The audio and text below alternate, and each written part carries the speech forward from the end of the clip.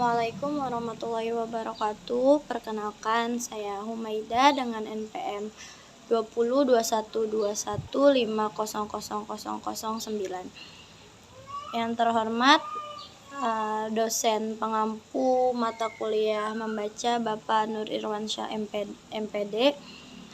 Pada kesempatan kali ini saya akan membawakan materi yang berjudul Metode-metode pembelajaran membaca pemahaman dalam gamitan pendidikan karakter. Dalam proses pembelajaran bahasa pada umumnya dan dalam proses membaca khususnya ada 4 istilah, yaitu pendekatan, metode, teknik, dan model pembelajaran. 1. Pendekatan. Para ahli memandang pendekatan dalam proses pembelajaran bahasa sebagai seperangkat asumsi yang paling bersangkutan dengan hakikat bahasa, hakikat mengajar, dan hakikat belajar bahasa. Pendekatan bersifat aksiomatis. Pada dasarnya, pendekatan adalah landasan teoritikal dan asumsi tentang bahasa, pembelajaran bahasa, dan penerapan keduanya dalam settingan pendidikan.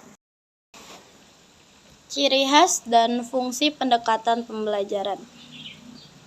Ciri khas pendekatan yang pertama adalah bersifat aksiomatis, yang kedua lahir dari sejumlah asumsi, yang ketiga pendekatan akan melahirkan sejumlah metode pembelajaran. Fungsi dari pendekatan sebagai pedoman umum dan langsung bagi metode pembelajaran yang akan digunakan. Selanjutnya, setelah pendekatan ada metode. Berbeda dengan pendekatan, metode merupakan rencana keseluruhan bagi pengajian bahan bahasa secara rapi dan tertib. Metode bersifat prosedural. Pringgawidagda mengemukakan bahwa metode adalah tingkat yang menerapkan teori-teori pada tingkat pendekatan.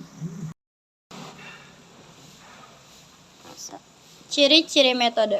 Ciri utama metode pembelajaran adalah adanya langkah-langkah pelaksanaan pembelajaran secara prosedural.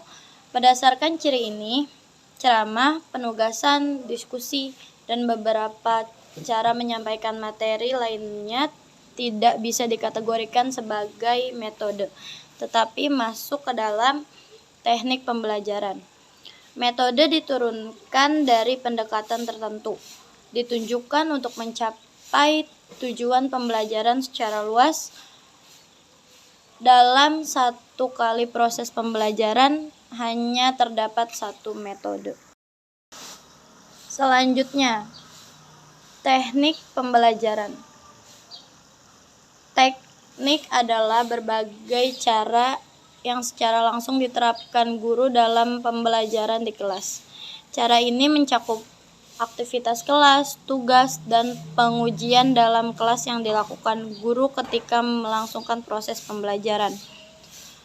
Teknik bersifat implementasional, individual, dan situasional. Teknik ini mengacu pada cara guru melaksanakan belajar mengajar baik di dalam ataupun di luar kelas. Karakteristik teknik pembelajaran. Menurut Brown 2001 dan Richard dan Rogers 1, hanya ditujukan pada satu tahapan pembelajaran, yakni pada tahapan ini pembelajaran. 2.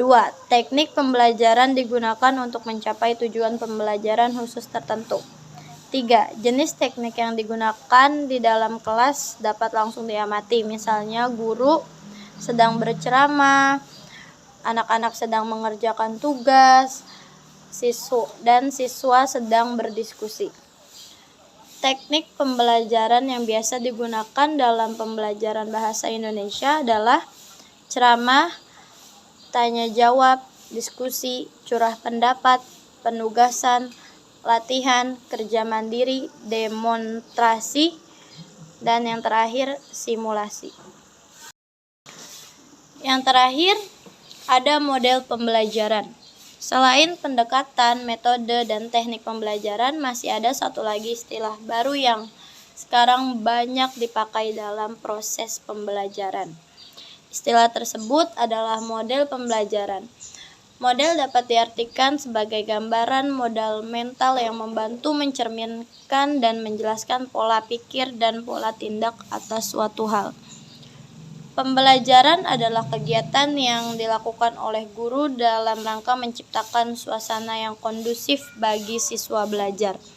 Demikian, model pembelajaran dapat diartikan sebagai suatu konsep yang mampu menjelaskan proses pembelajaran, baik menjelaskan pola pikir maupun pola tindak pembelajaran tersebut. Sebuah model mengajar bertujuan menyajikan hubungan konseptual antara hasil belajar yang diharapkan dengan metode atau sejumlah metode mengajar yang tepat. Hasil belajar harus menjadi target pencapaian sebuah desain instruksional. Terdiri atas 5 kategori kemampuan manusia. Yang pertama, intellectual skill. Yang kedua, kognitif strategis. Yang ketiga, verbal information. Yang keempat, motor skill. Yang kelima, attitude. Dalam sebuah model pembelajaran wajib mengandung 4 komponen, yaitu 1. Yang pada dasarnya dapat disejajarkan dengan pendekatan. 2. Yang pada dasarnya dapat disejajarkan dengan metode. 3. Yang pada dasarnya dapat disejajarkan dengan teknik. Yang keempat, yakni tujuan pembelajaran. Model pembelajaran pada dasarnya adalah wadah bagi pendekatan, metode, dan teknik pembelajaran. Sekian materi yang saya sampaikan, kurang lebihnya mohon maaf. Wassalamualaikum warahmatullahi wabarakatuh.